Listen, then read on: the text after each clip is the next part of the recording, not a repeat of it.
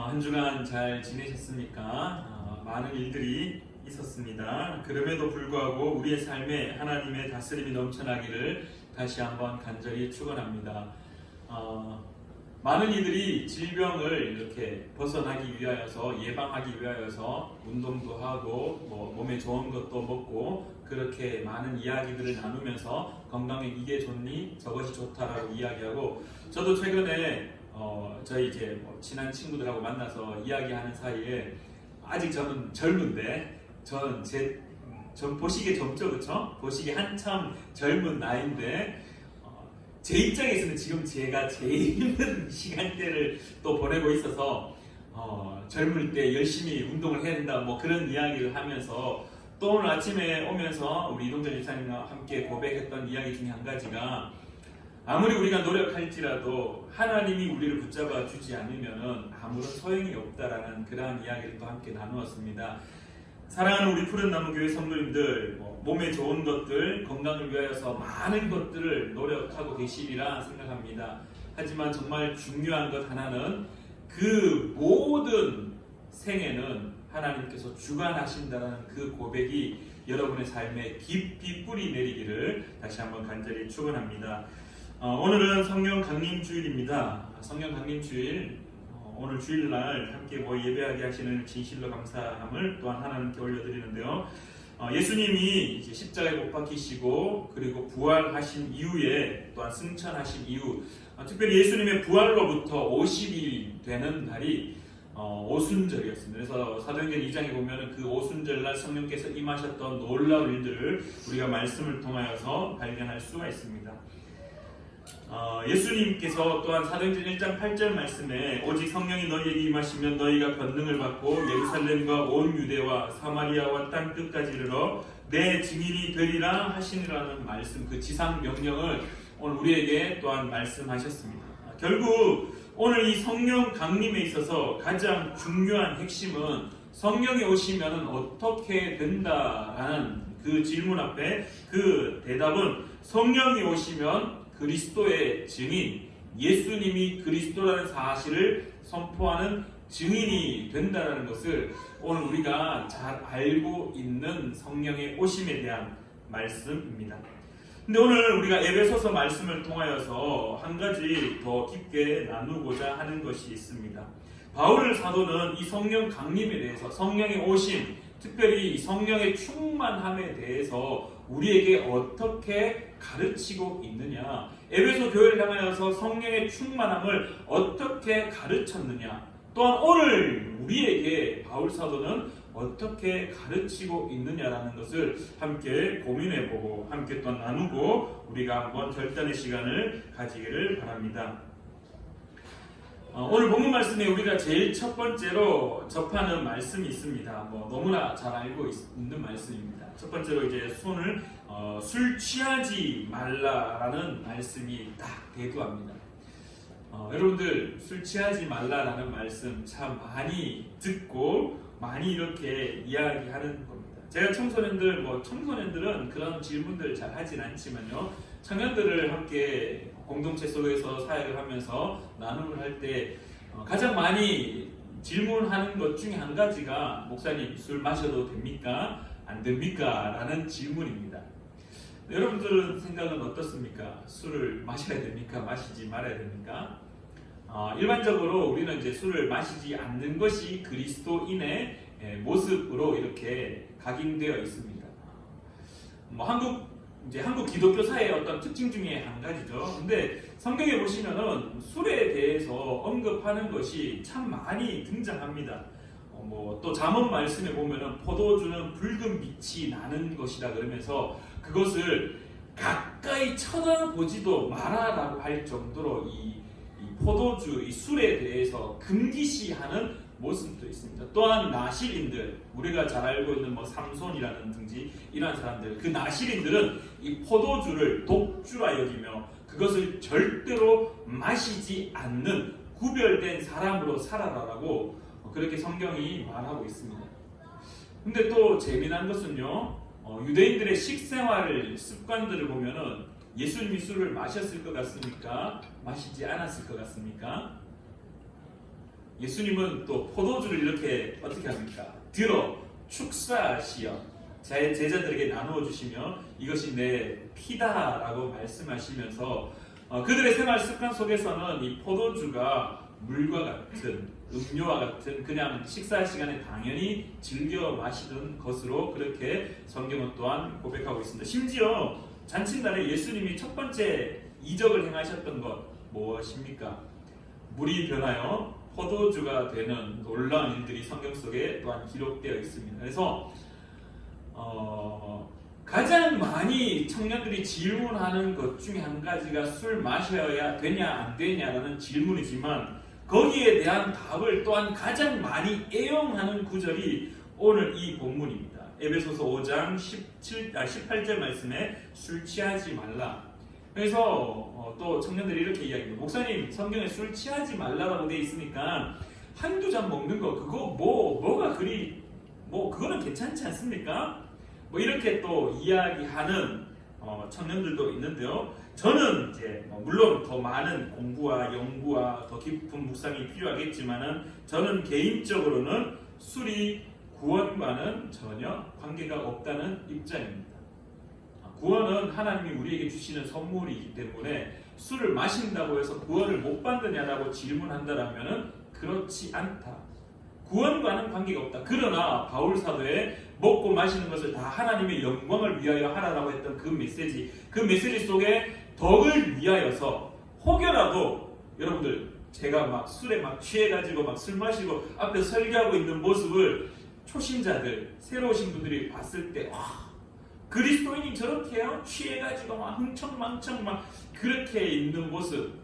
그래서 덕을 위하여서 바울 사도는 마시지 않겠다라고 했던 그 모습, 제사상에 올라갔던 그 음식을 먹지 않겠다고 했던 오히려 더 큰 걸림, 어떻게 보면 더 큰 그물을 바울 사도가 우리에게 말씀하시면서 그래서 그 덕을 위하여서 절제하는 능력을 갖추는 것이 바른 결론이지 않을까. 물론 그 부분은 차치하고 오늘 우리의 입장은 좀 다른 모습을 가지고 있습니다. 술 취하지 말라라는 것을 한국 교회 안에서 술 마셔도 되냐 안 되냐라는 그 1차원적인 접근을 통하여서 이 말씀을 애용하고 있는데요. 그러나 바울 사도가 오늘 5장 18절에서 술 취하지 말라라고 했던 말씀을 우리가 한번 다시 한번 상기해보고 바울 사도가 술에 대한 관념, 특별히 술 취하지 말라, 또한 술 취하는 것에 대해서 언급하는 부분이 있는가라고 질문한다라면은 로마서 13장 13절에도 등장하고요. 데살로니가전서 5장 7절 말씀에도 이 술에 취하는 것에 대해서 바울 사도가 언급을 하고 있습니다.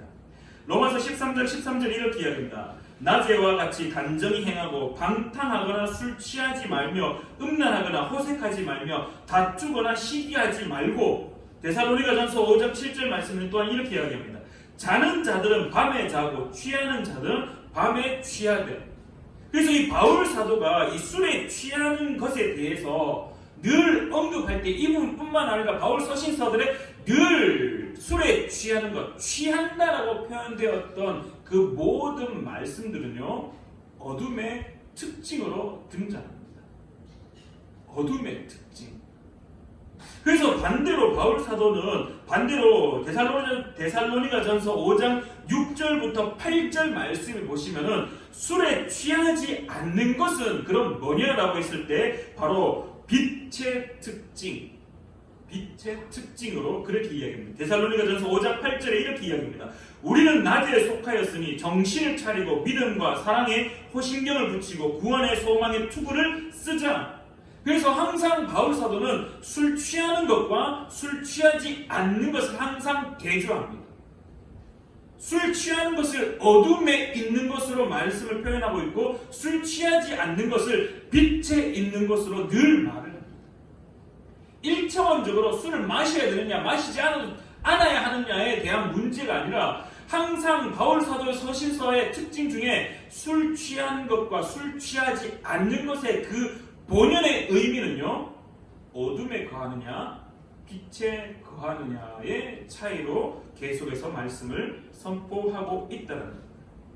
그래서 술 취하는 것은 어둠에 거하는 자들의 특징으로 오늘 성경은 우리에게 말씀하고 있습니다. 또한 바울 사도는 여기에서 멈추지 아니하고 더욱더 그 술 취하는 것을 확대해 나가는데요. 이렇게 성경은 말하고 있습니다. 18절 중반절입니다. 술 취하지 말라 이는 방탕한 것이니. 여러분들 이 방탕하다의 의미, 이 방탕하다의 의미를 우리가 이 헬라어로 보면은 아스티아라는 말에서 나오는 말인데, 이 아스티아라는 이 단어는요 어떤 의미를 가지고 있냐면은 무절제, 허랑방탕, 방종, 그리고 검소하지 않음, 그리고 낭비하는 것을 뜻합니다. 그래서 오늘 특별히 18절에 방탕하다라는 말은 무엇과 연결되어지냐면 5장 16절에 나와 있는 세월을 아끼라 때가 악하니라. 우리가 늘 잘 사용하고 있는 그 메시지는 세월을 아끼라 때가 악하니라. 결국 바울 사도가 술 취하는 것은 곧 방탕한 것이라고 말하면서 술 취하는 것은 무엇이라고 말하냐면은 세월을 낭비하는 것이다라고 이야기합니다. 세월을 낭비하는 것. 술에 취하는 것은 세월을 낭비하는 것. 어둠에 거하는 것은 세월을 낭비하는 거다. 왜 세월을 낭비하는 거다라고 성경은 말을 하고 있을까? 왜 성경은 바울 사도는 이 술 취하는 것이 세월을 낭비하는 것이라고 이야기할 수 하고 있는가? 또한 이 세월을 낭비하는 것을 또한 성경에서는 어떻게 표현하냐면은 17절 말씀에 그러므로 어리석은 자가 되지 말라. 술 취한 자는요, 술 취한 자는 세월을 낭비하는 자입니다. 술 취하는 자는요, 방탕한 자. 술 취하는 자는요, 어리석은 자라고 이야기합니다. 왜냐하면 왜? 술에 취하는 자는 세월을 낭비하고 어리석다, 세월을 낭비한다라는 말은 결국 내가 지금 이 시간을, 내 삶을 바로 세워주고 내 삶을 내 뜻대로 살아가고자 동분서주하고 있는 모습을 바울 사도는 이렇게 표현하고 있다는 거예요. 취했다라는 말이 무엇입니까? 취했다라는 말, 이리 기웃 저리 기웃. 여러분들, 제가 이제 교회에 이렇게 책도 보고 말씀도 보고 주일을 준비하고 이렇게 있다 보면은 시간이 참 이렇게 때로는 보통 6시 정도 되면 집에 가지만은 한 번씩 밤늦게 교회에 나올 때가 있습니다. 그래서 뭐 새벽에 12시에서 1시, 뭐 때로 늦게 갈 때는 2시 정도 이렇게 집에 한 번씩 가면은 여기 앞에 참 재미난 장면들을 참 많이 목격합니다. 저희 교회 바로 밑에도 뭐 노래방도 있지만은 1층도 식당 이름이 술집입니다. 물론 지금 뭐 다행이라고 표현해야 될까요? 이 간판은 술집이지만 업종이 조금 변경되어 가는 것 같은데 급식센터로 이렇게 변경이 되어가지고 저녁에 술 장사는 잘 안 하시는 것 같더라고요. 그래서 좋다라고 생각했지만 그 바로 옆에 막창집이 있습니다. 그리고 그 바로 옆에 이 족발집이 있습니다. 그래서 이 새벽 1시나 2시쯤 되면요 재미있는 장면을 참 많이 목격합니다. 술에 취해가지고 내려가면 냄새가 막 담배 냄새하고 술 냄새가 막 나면서 막 이리 비틀 저리 비틀. 그리고 지금 최근까지는 이렇게 날이 아직까지는 밤이 쌀쌀해서 이렇게 앉아서 편하게 쉬시는 분은 없는데 이 여름 되면 여기에 그냥 앉아서 쉬면 다행인데 안방인 것처럼 이렇게 누워서 쉬고 계시는 분이 간혹 가다가 몇 분씩 보입니다. 술에 취했다라는 말은 자신의 삶의 방향성을 잃어버린 상태. 그래서 내가 어떻게 살아가야 될지 몰라서 이리 기웃 저리 기웃. 그래서 어떻게 해야 될지 몰라서 그 시간들을 낭비하고 이 시간들을 쏟아버리는 그러한 것들을 말을 하고 있다는 거예요. 그래서 바울 사도는 술 취하지 말라. 왜냐하면은 자신의 삶의 방향성을 잃어버린 채 그렇게 이리 기웃 저리 기웃하고 있기 때문에 그 의미 속에 바울 사도가 진정으로 말하고 싶은 것은요, 결국 술 취했다라는 것은 자신의 삶에 인도해 줄 분이 누군지 모르는 상태, 곧 예수 그리스도의 인도함을 받지 못하며 또한 그 예수 그리스도의 인도함을 받는 것을 거부하여 내가 내 삶의 주인이 되어 내가 알아서 살아보겠다고 하여 진리가 여기 있는지 저기 있는지 이리 기웃하고 저리 기웃하고 술 취한 사람처럼 여기에서 흔들 저기서 흔들 이리저리 왔다 갔다 하며 진리를 알지 못하여 방황하고 있는 상태. 그러한 모습을 오늘 바울 사도는 술 취한 자, 술 취하지 말라라고 오늘 우리에게 가르치고 있다는 거예요. 그러면서 이제 바울 사도가 더 나아가 이렇게 이야기합니다. 술 취하지 말라 이는 방탕한 것이니 오직 성령으로 충만함을 받으라라고 성경은 말하고 있습니다. 그러면 도대체 바울 사도가 말하는 성령의 충만함을 받는 것, 성령이 우리 가운데 임하는 모습들, 그것을 어떻게 바라보아야 되느냐? 바울 사도는 항상 대조합니다. 술 취하는 것과 술 취하지 않는 것. 오늘 성경에서는 술 취하지 말아라. 이건 방탕한 것이니 그러면 어떻게 됩니까? 성령의 충만함을 받으라. 쉽게 말하면 성령의 충만함을 받으라는 것은 술 취하지 말라의 반대말, 어둠에 속한 자가 되지 말라라는 말, 빛의 자녀가 되어라라는 말, 그리고 앞서 언급드렸던 술 취한 자는 세월을 낭비하는 자, 그러한 모습으로 대조된 말로 성령의 충만함을 받는 자라는 것은 세월을 잘 사는 것을 의미한다는 겁니다. 그리스도인으로서 세월을 잘 산다는 게 무엇일까요? 또한 앞서도 바울 사도는 술 취하는 것을 어리석은 자라고 이야기합니다. 그러면 성령에 충만한 자는 세월을 잘 사는 자를 말하고 어리석지 않은, 그러니까 지혜가 있는 자를 의미하는 겁니다. 성령에 충만한 자는 세월을 잘 사는 자이며 지혜 있는 자인데 도대체 세월을 잘 사는 것, 지혜가 있는 것이 그러면 무엇이냐라고 바울 사도에게 오늘 우리가 질문한다면 바울 사도는 여러분에게 이렇게 설명하고 선포할 것입니다. 세월을 잘 산다는 것, 그리스도인으로서 세월을 잘 산다는 것, 세월을 낭비하지 않는 건데 그럼 낭비하는 것이 무엇이냐? 자신의 삶을 인도하는 분이 누구인지 모르는 상태가 세월을 낭비하는 거라고 하면은 세월을 잘 사는 것은요, 자신의 삶의 방향을 잘 인도해 줄 분이 누군지 잘 알고 그분을 따라가는 것이야말로 세월을 잘 사는 것이다라고 오늘 바울 사도는 우리에게 가르치고 있다는 겁니다. 여러분들 어떻습니까? 여러분들 세월을 잘 사는 것 같습니까? 지혜 있는 자 같습니까? 오늘 바울 사도는 그러면 지혜 있는 자가 누구냐라고 했을 때 나의 삶을 인도해 줄 분이 누구인지에 대해서 명확하게 알고 고백하는 것이야말로 지혜 있는 자다. 그것을 우리가 쉽게 한마디로 고백한다면 바로 성령의 충만한 자는 예수를 그리스도로 고백하는 것이고, 예수를 그리스도로 고백함으로 말미암아 내 삶의 구주가 예수라는 사실을 고백하는 것, 그것이 바로 성령의 충만한 자의 모습이고 세월을 잘 사는 것이고 지혜 있는 자의 삶의 모습이라고 오늘 바울 사도는 우리에게 가르치고 있다는 겁니다. 푸른나무 교회 성도님들 어떻습니까? 세월을 잘 사는 것 같습니까? 지금까지 지나온 세월들 혹시 방탕한 자의 모습은 아니었습니까? 앞으로의 삶을 또 방탕하게 보내실 것입니까? 오늘 우리가 성령 강림주일날 우리가 기억해야 될 것은 성령의 충만한 자는 세월을 잘 사는 자, 지혜 있는 자, 곧 예수를 그리스도로 고백하고 내 삶의 구주가 그리스도라는 사실, 예수라는 사실을 계속해서 고백하는 것이야말로 성령의 충만함을 받는 자, 술 취하지 않은 자의 모습이라고 바울 사도는 가르칩니다.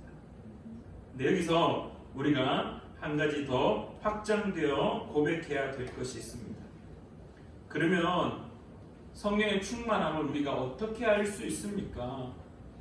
술 취하는 것에 대한 정의가 그것이었으면, 그러면 술 취하지 않는 것, 성령의 충만함을 받는 것이 예수를 그리스도로 고백하는 것이 세월을 아끼는 것이고 세월을 잘 사는 것이고 지혜 있는 자, 알겠습니다. 성령의 충만함을 받는다는 것 정의가 그렇다면 도대체 성령의 충만함을 우리가 어떻게 알 수 있습니까?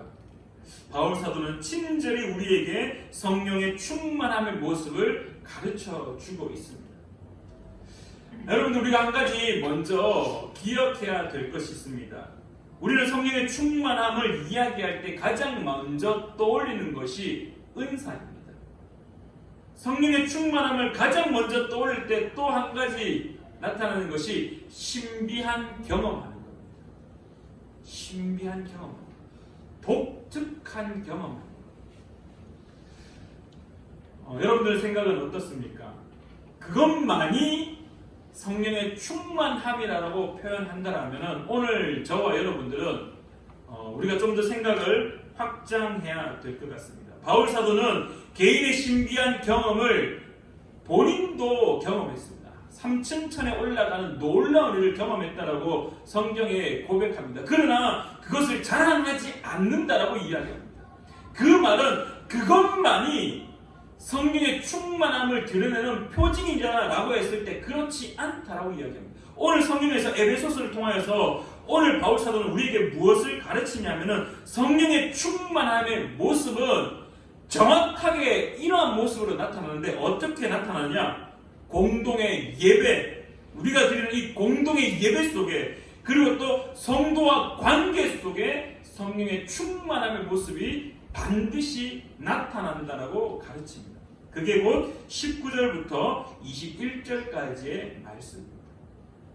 성령의 충만함이 우리 가운데 임하면은, 우리가 성령의 충만하면은 우리에게는 이러한 모습들이 나타나는데요. 어떠한 모습으로 나타나냐면은 첫 번째 19절입니다. 시와 찬송과 신령한 노래들로 서로 화답하며. 여러분들 교회에 나와서 성령의 충만함을 가졌을 때 나타나는 가장 첫 번째 모습은요, 서로 화답하는 겁니다. 시와 찬송과 신령한 노래들로 서로 화답하며, 여기에서 화답이라는 말을 우리가 한번 주목해 보아야 하는데요. 이 화답이라는 말은 서로 주고받는 겁니다. 서로 주고받는 겁니다. 근데 이 화답이라는 말에 이 그냥 목소리, 그냥 찬양하는 소리로 할렐루야, 그럼 상대편에서 할렐루야 돌아오는 이런 주고받음의 모습뿐만 아니라 삶을 세워주는 일들이 그 속에서 일어나야 한다는 겁니다. 화답이라는 말은 그냥 언어적으로, 그냥 말로, 그냥 노래들로 서로 주고받는 그런 모습이 아니라 하나님을 시와 찬송과 신령한 노래들로 고백할 때 제가 먼저 고백하면 여러분들이 고백하고 서로 고백하여질 때 어디까지 일어나냐면 화답이라는 말은 삶의 덕을 세워가는 모습으로 나타나야 된다. 성도 사이에 덕을 세우는 것이 바로 성령의 충만함의 나타남을 보여지는 표징이다. 바울 사도는요, 단순히 막 뜨거워져서 주님 찬양합니다, 주님 높여드립니다, 하나님 영광 받으십시오, 은사가 막 나타나고 그런 놀라운 기적이 나타나는 거 물론 중요하죠. 그것도 하나의 현상은 맞습니다. 그러나 오늘 바울 사도는 에베소 교회를 통해서 오늘 우리에게 무엇을 가르치느냐? 성령의 충만함이 일어났을 때 시와 찬송과 신령한 노래들로 서로 고백을 하는데 화답, 덕이 일어나, 서로의 삶 속에서 그 덕이 막 세워져 가는 것들이 일어난다는 겁니다. 신령한 노래들로 서로 찬양을 했는데 뒤에서는 손가락질하고, 찬양은 불렀는데 저 사람의 삶에 대해 지적을 하고, 찬양은 서로 했는데 돌아서서 무시하는 것, 그거는 성령의 충만함이 아니다라고 오늘 바울 사도는 이야기합니다. 성령의 충만함은 개인적인 신비한 경험을 넘어서서 교회 안에 서로 화답이 일어나는 것. 여러분들 어떻습니까? 우리가 이제 예배를 마치고 나서 차에 차 한잔하는 그 교제 시간, 하나님을 찬양하며 하나님을 높이는 그러한 이야기들이 계속해서 일어나면서 혹여나 뒤에서 다른 이야기하고 있는 모습이 있다면 오늘 우리는 주님 앞에 다시금 엎드리며 하나님 용서해달라고 기도해야 될 줄 믿습니다. 우리가 교제를 할 때 일어나야 되는 것은요, 덕을 세우는 것이 일어나야 됩니다. 삶을 이렇게 세우는 것이 일어나야 되는 겁니다. 하나님 앞에 성령의 충만함을 받은 자는 서로의 말씀 속에, 서로의 메시지 속에, 서로의 찬양 속에, 하나님을 높이는 그 음성 속에 삶을 일으켜 세우는 그러한 모습들이 일어나야 된다라고 바울 사도는 오늘 우리에게 가르치고 있습니다. 또한 두 번째로 너희 19절 하반절에 너희 마음으로 주께 노래하며 찬송하며 20절에 범사의 우리 주 예수 그리스도의 이름으로 항상 하나님 아버지 하나님께 감사하며 라고 성경은 말합니다. 성도 사이에 교제가 일어납니다. 덕을 세웁니다. 그러면서 그 모든 덕의 끝은 무엇이냐? 하나님께 감사합니다. 서로 간에 이야기를 나누고 서로 하나님을 찬양하고 서로 하나님의 행하심들을 계속해서 주일날 우리가 나눌 때 성도 간에 서로 도전이 되어 그래 내 삶 속에도 하나님의 이런 역사하심이 있었다. 그래 나도 하나님의 역사하심이 이렇게 일어나기를 기대한다라고 서로 계속해서 덕을 세우면서 그 끝은 내가 잘남이 아니라 내가 높임 받는 것이 아니라 하나님께 감사, 하나님께 영광, 이 모든 것을 행하시는 것은 하나님이라는 사실이 고백되어지는 것이 바로 두 번째 성령의 충만함에 나타나는 모습이다라는 겁니다. 성도 사이에 서로 찬양이 일어나고 그 찬양으로 말미암아 서로 덕을 세우며 그 덕을 세움의 끝의 모습은 하나님께 감사함으로 말미암아 성도 사이에 감사의 고백이 일어나는데 그 감사의 고백의 가장 큰 절정은 하나님이 행하셨습니다. 하나님이 행하셨습니다. 내가 이렇게 노력해서 나의 노력으로 말미암아 이렇게 이루어진 그런 말이 아니라 하나님이 행하셨습니다. 하나님이 행하셨습니다. 사랑하는 우리 푸른나무교회 성도님들의 성령의 충만한 자의 모습에는 하나님이 행하셨음을 감사의 고백을 일어나야 된다라고 바울사도는 오늘 우리에게 가르치고 있습니다. 마지막으로 세 번째로 바울사도는 또한 우리에게 가르치기를 그리스도를 경외함으로 피차 복종하라라고 가르치고 있습니다. 여러분들 복종이라는 말에 우리가 이 한글 이 복종이라는 말에 눈길이 참 많이 갑니다. 그래서 복종이라는 말을 군대에서 사용하는 말, 상급자가 하급자에게 명령을 전달하여서 하급자가 그 상급자의 명령을 그냥 단순하게 명령하였기 때문에 그 명령을 이루어내는 것으로 그렇게 받아들인다면 오늘 바울 사도가 말하는 복종의 의미는 조금 다릅니다. 그냥 명령하였기 때문에 그 명령을 내가 하달받았기 때문에 행한다라는 말은 오늘 이 성경에 나타나는 이 복종과는 조금 다른 말입니다. 여기에서의 복종이라는 단어는 어떤 의미를 가지고 있냐면은 자신을 아래로 두는 것을 의미합니다. 오늘 바울사도가 우리에게 가르치는 복종은요, 나를 낮게 여기는 것을 의미합니다.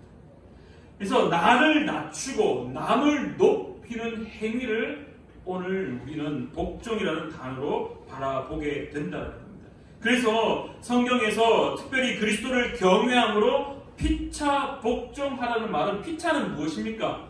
쌍방이라는 거예요. 서로 간에 성령이 나타났을 때, 성령의 충만함이 우리의 삶 속에 일어날 때 나타나는 그 현상의 세 번째는요, 피차 서로 자신을 낮추고 상대방을 바라볼 때 나를 낮추는 것을 낮추고 난 이후에 그리고 상대를 높이는 것. 누구에게 하는 것처럼? 그리스도에게 하는 것처럼. 오늘 그리스도인에게 가장 잘 되지 않는 것이 무엇이냐라고 질문한다라면 겸손입니다. 여러분 예전에 이런 노래도 있었습니다. 겸손은 힘들어. 겸손은 힘들어라는 노래가 있었습니다. 왜냐하면 이 시대를 살아가는 사람들이 결국 한마디로 표현하면 자기 잘남으로 살아가는 게 지금 이 시대입니다. 늘 자기의 자신의 모습을 더 높이려고 이야기하고 자신의 명예를 더 높이려고 하고 늘 자신의 이름을 높이려고 하고 늘 내가 내다라는 것을 보여주려고 하고 나는 이런 사람이라는 것을 계속해서 보여주려고 하는 시대가 이러한 시대입니다. 그러나 오늘 바울사도는 우리에게 무엇을 가르치냐 하면 너희들 성령의 충만한 자, 성령의 충만하면 이러한 모습이 나타나야 돼. 그것 마지막이 뭐냐? 서로 바라볼 때 성도 사이에 늘 자신을 낮추는 것, 상대를 높이는 것이 일어나야 된다라고 성경은 오늘 우리에게 가르치고 있다라는 겁니다. 사랑하는 우리 푸른나무교회 성도님들, 오늘 우리는 성령 강림주일로 예배를 드리고 있습니다. 그러면서 또한 오늘 바울사도는 우리에게 우리가 어떻게 나아가야 될지를 가르치고 있습니다. 우리 가운데 성령이 임하였냐라고 질문하면요, 저는 확실히 대답할 수 있습니다. 우리는 성령에 충만한 사람들입니다. 왜냐하면 빛에 거하는 자들이고 빛의 자녀고 우리의 삶을 인도하는 분이 예수라는 사실을 고백하고 있기 때문에 이미 우리는 성령에 감동된 자이고 성령에 합한 자이고 성령의 은혜를 받은 자입니다.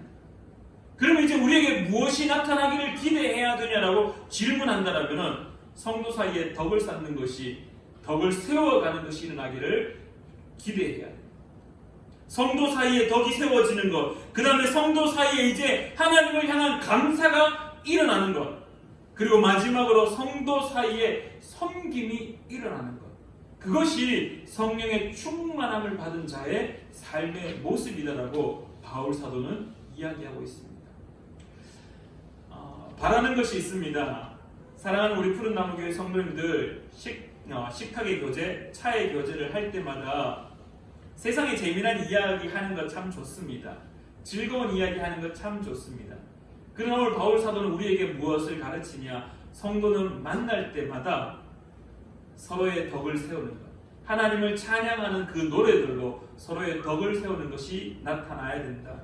그리고 하나님께서 이런 일을 행하셨습니다라고 하나님께 감사의 고백이 나타나야 된다.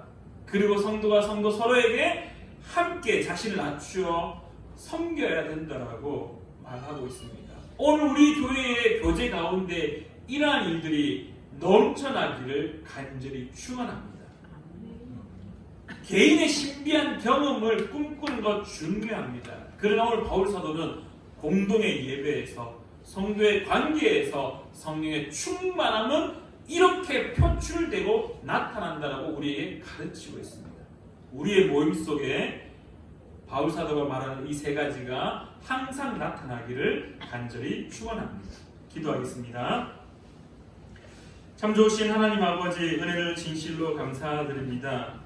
오늘도 여전히 주님의 전에 나와 하나님 앞에 엎드립니다. 특별히 성령 강림주일로 주님 앞에 예배합니다. 하나님 아버지, 우리 가운데 성령이 오셨음을 우리는 믿습니다. 우리가 예수를 그리스도로 고백하기에 우리의 입술로 한다라고 말하고 있지만, 그러나 이 고백은 성령께서 깨닫게 하시고 기억나게 하셔야만이 할 수 있는 고백이기 때문에 우리는 성령에 감동된 자이고 성령에 함께하는 자이고 성령의 충만함을 가진 자임을 고백합니다. 또한 하나는 이제 더 나아가 성령의 충만함은 성도 사이에 덕이 세워져야 된다는 것을, 또한 성도 사이에 하나님께 감사의 고백이 일어나야 된다는 것을, 또한 성령의 충만함은 성도 사이에 서로 간에 섬김이 일어나야 된다는 것을 다시 한번 배우고 깨닫고 기억하는 시간입니다. 하나님 아버지, 사랑하는 우리 푸른나무교회, 우리 교회 가운데 이러한 은혜가 넘쳐날 수 있도록 성령님 늘 우리를 깨닫게 하시고 기억나게 하여 주시옵소서. 그리하여 성령의 충만함으로 성도 서로 안에 함께 나아가는 귀한 은혜가 넘쳐날 수 있도록 인도하여 주시옵소서. 함께하여 주심에 감사드리며 예수님의 이름으로 기도드리옵나이다. 아멘.